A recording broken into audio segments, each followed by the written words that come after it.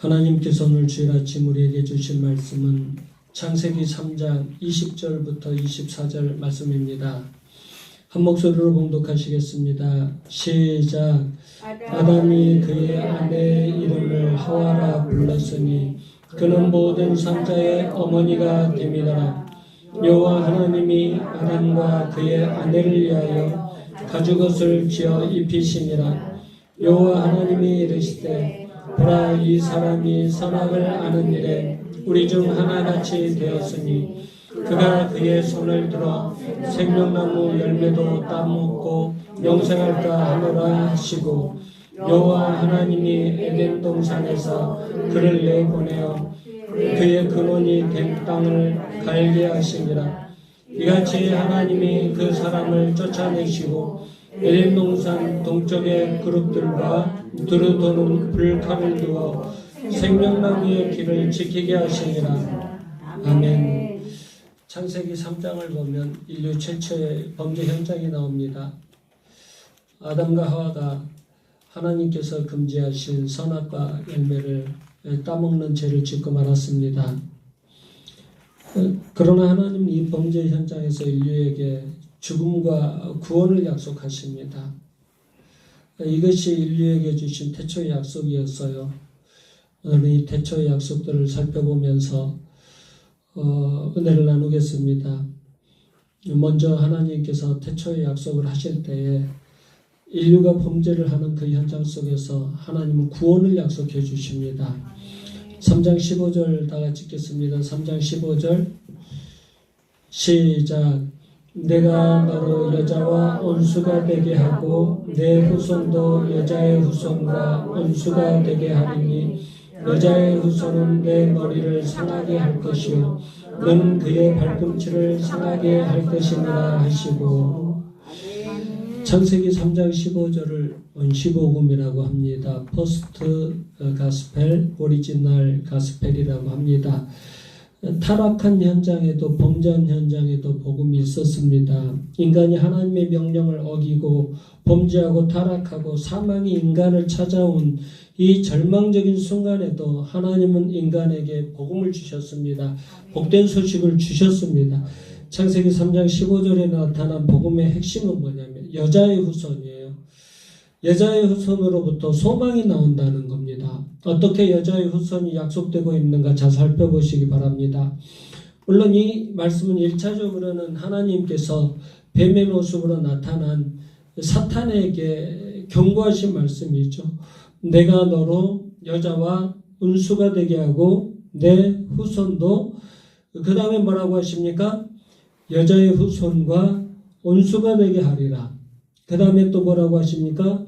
여자의 후손은 내 머리를 상하게 할 것이요 너는 그의 발꿈치를 상하게 할 것이니라. 창세기 3장 이후의 역사는요, 뱀의 후손과 여자의 후손 사이의 갈등이라고 할 수 있어요. 4장에 가면 가인과 아벨의 갈등, 즉 가인의 후손과 셋의 후손의 갈등, 또 하나님의 아들들과 사람의 딸들의 갈등, 그런 갈등들이 계속 기록되어 있고, 지금은 또 어떤 갈등이 일어나냐면 하나님 편에서 하나님을 믿는 사람들과 하나님을 믿지 않는 사탄 편에 선 사람들 사이의 갈등, 이 갈등이 창세기 3장 이후에 계속 지금까지 이어져 오고 있습니다. 그런데 3장 15절의 여자의 후손은 많은 무리가 아니에요. 여자의 후손은 딱 한 사람입니다. 저 여러분 모두는 남녀 합작의 후손이잖아요. 엄마와 아빠가 결혼을 해서 낳은 남자 여자 합작의 후손입니다. 그런데 역사 가운데 오직 한 분, 남자의 힘을 빌리지 않고 태어나는 분이 계십니다. 누구십니까? 예수 그리스도십니다. 예수 그리스도께서 어느 날 역사와 시간 속에 메시아로 오셨습니다. 구세주로 찾아오셨습니다. 갈라디아서 4장 4절을 보면 때가 참에 하나님이 그 아들을 보내사 여자에게서 나게 하셨다고 해서, 때가 참에 인류의 구원을 위해서 하나님의 섭리의 때가 참에 그 아들 예수 그리스도를 보내주셨습니다. 그런데 하나님의 아들을 누구에게서 나게 하셨다고 하셨나요? 여자에게서 나게 하셨다. 여자에게서 나게 하셨다. 그 여자의 후손이 뱀의 머리를 상하게 한다고 합니다.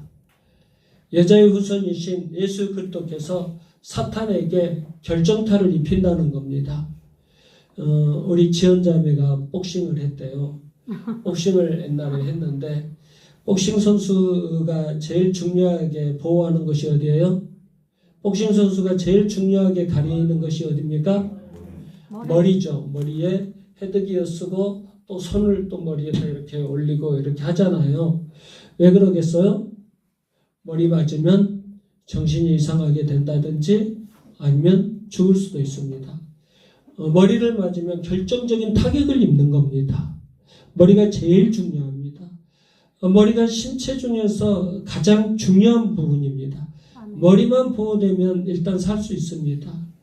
아무리 몸이 아파서 척추가 다치고 하반신을 못 쓰게 된다고 해도요. 머리만 살아있으면 그 사람은 밥 먹고 살아갑니다. 일단 머리만 보호되면 됩니다. 머리가 그렇게 중요한 겁니다. 사탄도 예수님께 어떤 피해를 입힐 것인지 애언되고 있습니다. 사탄이 예수님의 어디를 피해를 입히나요? 발꿈치입니다. 머리가 아니라 발꿈치입니다. 발꿈치를 타격을 입힌다는 거예요. 그러니까 발꿈치에 약간 상처를 주는데 그것은 그냥 잘 닦아내고 빨간 약 아카젠기 바르면 낫습니다. 쉽게 치료될 수 있도록 사탄은 그 정도밖에 예수님을 타격을 못 준다는 겁니다. 예수님께서 십자가에서 죽으신 것은 사탄을 통해서 아주 가볍게 부분적으로 타격을 당하신 겁니다. 분명히 예수님은 십자가에서 고통당하시고 죽으셨습니다. 그런데 사탄이 몰랐던 것이 있어요. 그것은 그 십자가가 오히려 하나님의 승리이고 구원의 완성이라는 사실을 사탄이 몰랐던 겁니다. 그것을 사탄이 알았다면 사탄은 예수님을 절대 십자가에 못 박아서 죽이지 않았을 것입니다. 여기에 사탄이 도저히 따라올 수 없는 하나님의 놀라운 지혜가 숨어 있습니다. 고린도전서 2장 7절을 보면 오직 은밀한 가운데 있는 하나님의 지혜를 말하는 것으로서 곧 감춰졌던 것인데 하나님이 우리의 영광을 위하여 만세전에 미리 정하신 것이라. 십자가의 섭리와 구원계, 이것은 언제 정해졌다고요? 만세전에 예비된 하나님의 영원한 지혜였다는 겁니다. 사탄은 이것을 몰랐어요. 사탄은 하나님의 이 놀라운 지혜, 예수 그리스도의 십자가를 통한 인류 구원의 이 놀라운 비밀, 이 지혜를 몰랐던 겁니다. 그래서 사탄은 예수님을 십자가에 못 박아 죽여버렸던 거예요. 그리고 고린도전서 2장 8절을 보면 이 지혜는 이 세대의 통치자들이 한 사람도 알지 못하였나니 만일 알았더라면 영광의 주를 십자가에 못 박지 아니하였으리라고 했어요. 아마 사탄은요, 예수님께서 십자가에서 매달리시고 십자가에서 죽으셨을 때 아마 좋아했을 거예요. 비웃고 조롱했을 거예요. 이제 드디어 예수의 시대는 끝났다. 드디어 나의 시대가 시작되었구나 하고 소리쳤을 겁니다. 그런데 하나님께서 저 높고 높은 하늘나라에서 사탄이 비웃는 장면을 보고 사탄을 하나님께서 오히려 비웃으십니다. 시편 2편 4절을 보면 이런 내용이 있습니다. 하늘에 계신 이가 웃으시며 주께서 그들을 비웃으시리로다. 아마 그렇게 웃으셨을 거예요. 사탄이 좋아하는 것을 보고 하나님께서 사탄을 보면서 저것이 내가 이루고자 하는 인류 구원의 계획이 이루어진 건데 그것도 모르고 까불까불 좋아하고 있냐 하고 하나님께서 오히려 비웃고 계셨을 것입니다. 예수님께서 십자가에서 죽으심으로 말미암아 오히려 구속의 값이 치러졌고 사람들이 십자가에서 흘리신 피로 말미암아 제사함 받고 주님 앞에 나올 수 있는 새롭고 영원한 구원의 길이 활짝 열려져 버렸어요. 지금 그것을 말하고 있는 거예요. 사탄이 만약에 이 사실을 알았다면 절대 예수님을 십자가에 못 박지 못했을 것입니다. 로마 군인들이 십자가가 기독교의 승리이고 그리스도의 승리인 것을 알았다면 이것을 통해서 인류 구원이 이루어진다는 사실을 알았다면 절대 로마 군인들도 예수님을 십자가에 못 박지 않았을 겁니다. 그들은 몰랐어요. 이 세상에 이 시대의 통치자들이 한 사람도 알지 못하였나니 만일 알았더라면 영광의 주를 십자가에 못 박지 아니하였으리라. 지금 그것을 말하고 있는 겁니다. 사탄도 몰랐고 로마 군인들도 몰랐습니다. 유대 지도자들도 몰랐기 때문에 예수님을 십자가에 못 박아버린 겁니다. 그렇기 때문에 이 십자가 사건을 하나님의 지혜다, 만세 전에 예비된 하나님의 지혜다라고 말씀드리는 겁니다. 바로 이런 십자가를 통한 인류 구원의 계획이 이미 창세기 3장부터 증언되고 있어요. 태초부터 인간이 타락하고 사망이 선포된 그 순간부터 하나님은 이미 구원을 약속해 주셨습니다. 십자가를 통해서 인류를 구원할 것이다 라고 하나님은 이미 약속해 주셨습니다. 두 번째, 이제 첫 번째 구원을 약속하시고 두 번째는 구원을 설명해 주십니다. 바로 십자가에 의해서 우리를 위해서 죽으시고 부활하신 그리스도를 통해서 저와 여러분이 경험하게 될 구원이 어떤 것인가를 구체적으로 설명해 주십니다. 그것이 바로 가죽옷 사건입니다. 3장 21절 다 같이 읽겠습니다. 3장 21절 시작.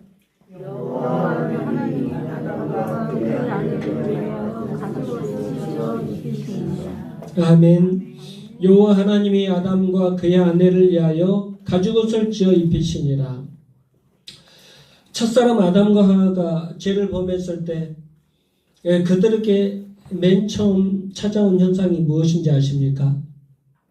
죄를 범했을 때 제일 처음에 찾아온 현상은요, 부끄러움이라는 현상입니다. 부끄러움이라는 현상이 찾아왔어요. 죄를 범한 아담과 하와는 부끄러움을 느끼기 시작했어요. 그 전에는 죄가 없었을 때는 하나님과 에덴 동산에서 살 때 아무리 벗고 다녀도 그냥 옷 하나도 안 입고 실오라기 하나도 거치지 않고 살아도 너무너무 행복했어요. 그런데 죄를 범한 이후에 부끄러움을 느끼기 시작합니다. 그래서 자신들의 그 부끄러움을 가리기 위해서 이들이 해입은 옷이 있습니다. 어떤 옷을 해입었나요? 무화과 나무 옷을 해입었죠. 3장 7절을 보면 이에 그들의 눈이 밝아져 자기들이 벗은 줄을 알고 무화과 나무 잎을 엮어 치마로 삼았더라. 무화과 옷은요, 구원을 받으려고 하는 인간의 의지와 노력을 상징합니다. 인간이 무엇을 해보려고 해요.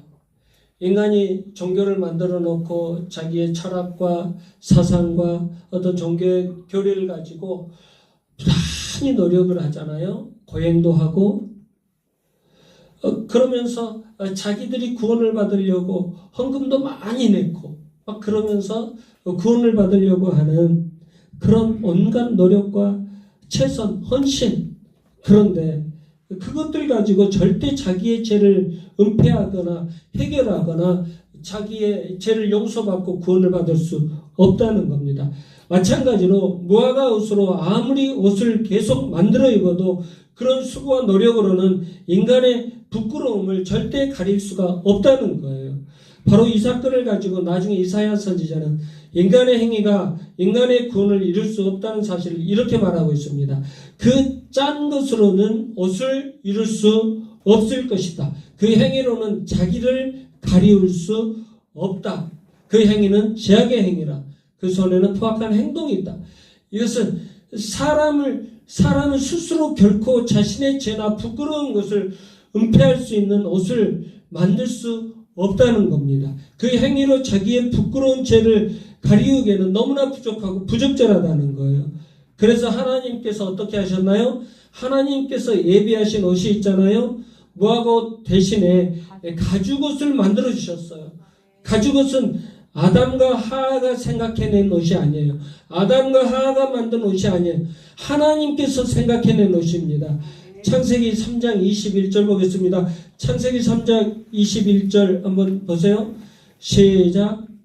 여호와 하나님이 그의 위하여 가죽옷을 지어 입히시니라. 아멘. 창세기 3장 21절의 주어는 누구십니까?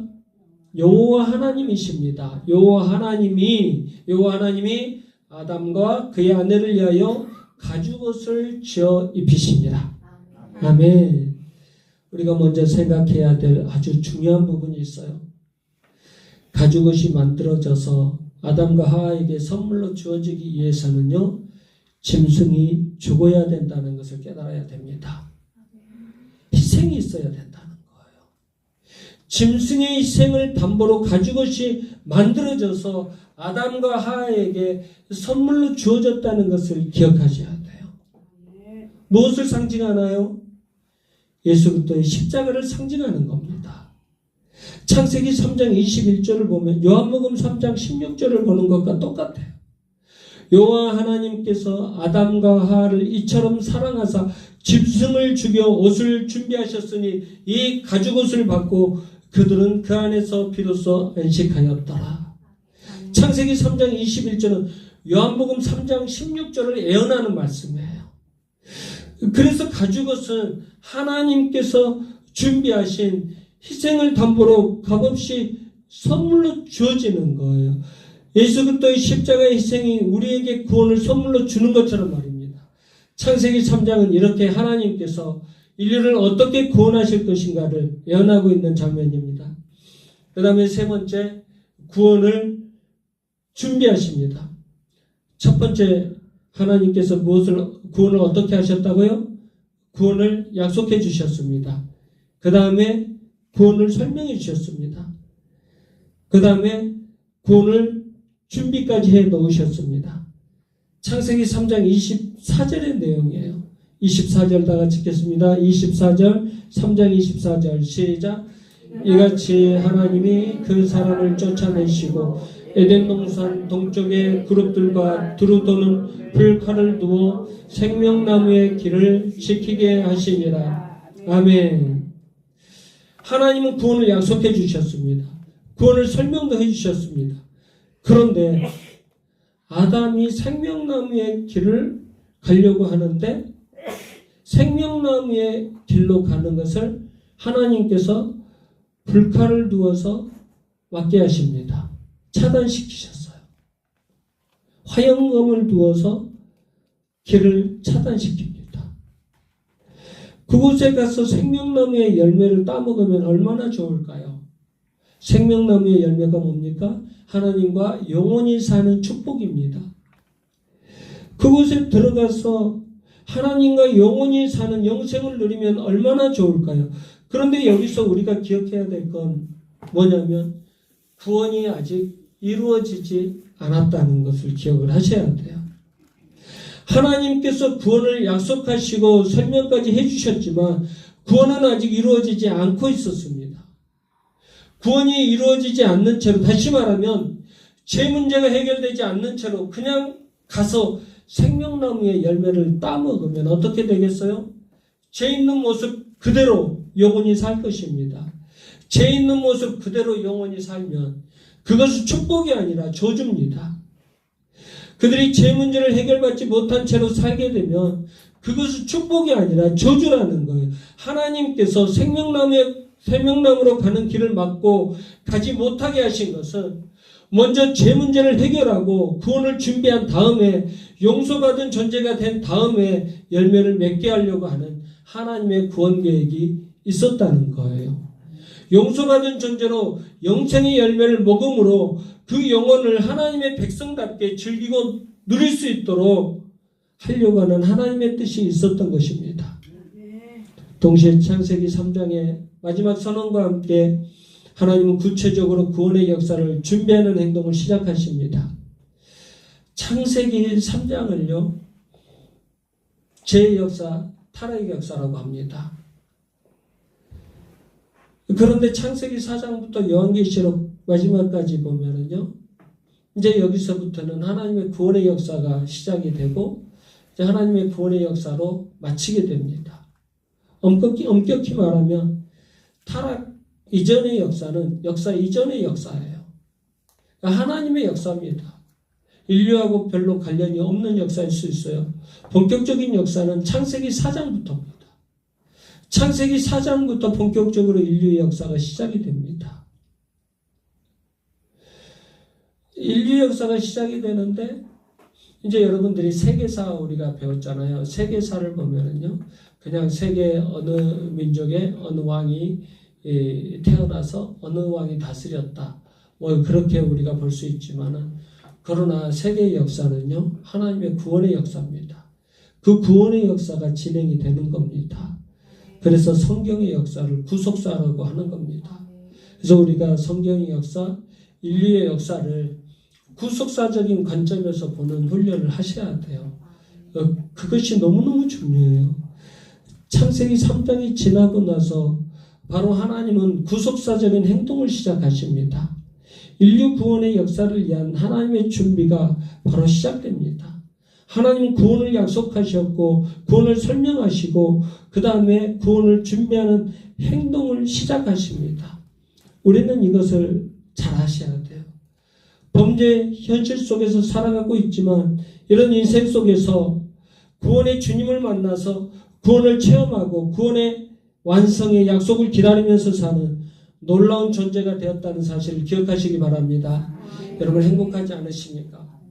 구원, 영생, 예수님, 여러분들 우리는 그 단어가 너무너무 소중하잖아요. 예수님, 우리가 정말 제가 그런 기도 많이 하잖아요. 돈을 사랑합니다. 세상에서 노는 거 좋아하고 명예도 좋아합니다. 그런데 정말 내가 예수님보다 돈을 더 사랑하나? 내가 예수님보다 명예를 더 사랑하나? 내가 예수님보다 세상에서 노는 것, 세상의 쾌락거리들을 더 사랑하나? 한번 저에게도 제 스스로도 한번 질문을 해봐요. 그런데 절대 그럴 수 없습니다. 저는 예수님이 좋습니다. 저는 예수님이 가장 좋습니다. 우리 성도들도 마찬가지일 겁니다. 여러분 돈을 사랑하십니까? 예수님을 사랑하십니까? 여러분 돈을 사랑하십니까? 예수님을 사랑하십니까? 예수님을 사랑합니다. 돈을 사랑하십니까? 명예를 사랑하십니까? 예수님. 자신이 없으세요? 대답. 돈을 사랑하십니까? 명예를 사랑하십니까? 예수님이요. 우리 성도들 왜 이렇게 대답을 못하세요? 큰일 났네. 여러분 예수님을 사랑하십니까? 돈을 사랑하십니까? 예수님이요. 여러분 예수님을 사랑하십니까? 명예를 사랑하십니까? 예수님이요. 예수님 사랑하잖아요. 아멘. 그렇잖아요. 아멘. 내 길거리 가서 전도를 해보세요. 우리 예수님 믿고 천국 갑시다. 예수님 믿고 천국 갑시다. 이렇게 전하면요, 다 이렇게 전도지를 탁 뿌리쳐버리고 가고요, 건빵을 탁 쳐버리고 가는 사람도 있어요. 그리고 진지하게 이제 예수님 이렇게 좀 얘기를 받아들이려고 하는 사람들에게 우리 예수님 믿고 천국 갑시다. 예수님 안에 오면 예수님께서 천국의 복음만 주시는 것이 아니라 우리들을 치료해 주시고 또 우리의 문제도 해결해 주십니다. 우리 예수님 믿읍시다. 이렇게 하면 당신이나 믿으라고 해요. 자기는 필요 없다고 해요. 자기는 이거 필요 없다고 다 뿌리치고 가버려요. 구원 얘기하면 구원 말고 10원 달라고 하는 사람도 있어요. 그렇게 구원을 농담처럼 여겨버리는 시대 속에서 우리는 이 구원이 생명보다 더 귀하고 소중하게 되었다는 이 사실이 너무나 행복하지 않으십니까? 이것이 정말로 행복으로 느껴지셔야 돼요. 창세기 33장 29절을 보면 가나안 땅을 앞두고 약속의 땅에 들어갈 것을 바라보면서 모세가 이스라엘 백성들에게 이렇게 선포하고 있어요. 이스라엘이여 너는 행복한 사람이로다. 여호와의 구원을 너같이 얻은 백성이 누구냐? 그는 너를 돕는 방패시오 내 영광의 칼이시로다. 내 대적이 내게 복종하리니 내가 그들의 높은 곳을 밟으리로다. 구원은 아직 완성되지 않았어요. 가나안 땅에 들어가야 완성이 됩니다. 그런데 그들이 애굽 땅에서 나왔을 때 이미 하나님의 구원 역사는 시작이 되었습니다. 광야길이 힘들긴 했습니다. 그러나 분명하게 약속된 가나안 땅을 바라보면서 또 지금까지 함께 하셨던 하나님의 구원의 손길을 기억하면서 모세가 강력하게 선포하고 있는 거예요. 이스라엘이여 너는 행복한 사람이로다. 여호와의 구원을 너같이 얻은 백성이 누구냐? 이 말씀을 우리에게 한번 적용해 보시기 바랍니다. 낙심하고 어려워하고 있는 성도들에게 적용해 보시기 바랍니다. 성도님은 정말 행복한 사람이에요. 하나님의 구원을 성도님처럼 경험한 사람이 또 어디 있겠습니까? 우리 자녀들에게 그렇게 위로해 주시기 바랍니다. 아들아, 딸은 너는 행복한 사람이야. 하나님의 구원을 너처럼 경험한 사람은 없을 거야. 아멘. 저를 따라서 옆에 있는 성도를 보면서 한번 해보겠습니다. 성도님은 행복한 사람입니다. 하나님의 구원을 성도님처럼 경험한 사람이 어디 있겠습니까? 아멘. 광야길이 쉽지만은 않습니다. 그렇지만 이미 구원의 역사 속에 들어가 있고 또 구원의 완성을 내다보고 있는 그 시점에서 지금 모세가 이스라엘 백성들에게 선포한 말씀입니다. 그래도 당신은 행복한 사람입니다. 하나님의 구원을 이미 얻었기 때문입니다. 여러분, 우리 구원은요, 하나님께서 약속하셨어요. 그 구원도 설명도 해주셨어요. 그리고 당신의 백성들을 향한 놀라운 구원까지 예비해 주셨습니다. 이 말씀이 믿어지십니까? 진정으로 믿어지십니까? 그렇다면 이제 좀 맡기세요. 정말 맡기시기 바랍니다. 하나님께 맡기시기 바랍니다. 십자가 앞에 내려놓으시기 바랍니다. 내가 아무리 연구하고 노력해도 안 됩니다. 우리가 아무리 노력하고 우리가 아무리 우리의 힘으로 우리의 종교심으로 하나님께 나가려고 해도요, 우리는 무화과 옷밖에 만들지 못합니다. 금방 시들어버립니다. 햇빛이 조금만 쬐면 무화과 잎은 금방 말라버립니다. 바삭바삭 다 깨져버립니다. 그런 옷밖에 만들 수 없습니다. 예수 그리스도를 통해서 영원한 가죽옷을 주신 하나님을 온전히 의지하시기 바랍니다. 태초에 하셨던 약속은 지금도 유효합니다. 그 약속을 붙잡고 나머지 인생을 여유있게 당당하게 승리를 외치면서 행복하게 살아가시길 주님의 이름으로 축원합니다. 기도하겠습니다. 예수 그리스도를 통해 십자가의 은혜를 주시고 구원해 주신 하나님 아버지, 진심으로 감사드립니다. 이 세상이 너무나 힘들고 고통스러울 때 우리의 믿음조차도 흔들리려고 합니다. 주님, 힘들고 어려울 때일수록 태초에 약속하신 구원의 복음을 더 강하게 붙잡을 수 있는 믿음을 주시옵소서. 삶의 현장에서 만나는 거센 도전들과 시련들을 믿음으로 맞서 싸우고 당당하게 승리하도록 인도하여 주시옵소서. 그리고 여유있게 나는 행복한 사람입니다. 예수님 때문에 너무너무 행복한 사람입니다. 그렇게 외치는 하나님의 사람들 되게 하여 주시옵소서. 생명을 바쳐 하나님의 구원을 이루어 주신 예수 그리스도의 귀하신 이름으로 기도드리옵나이다. 아멘.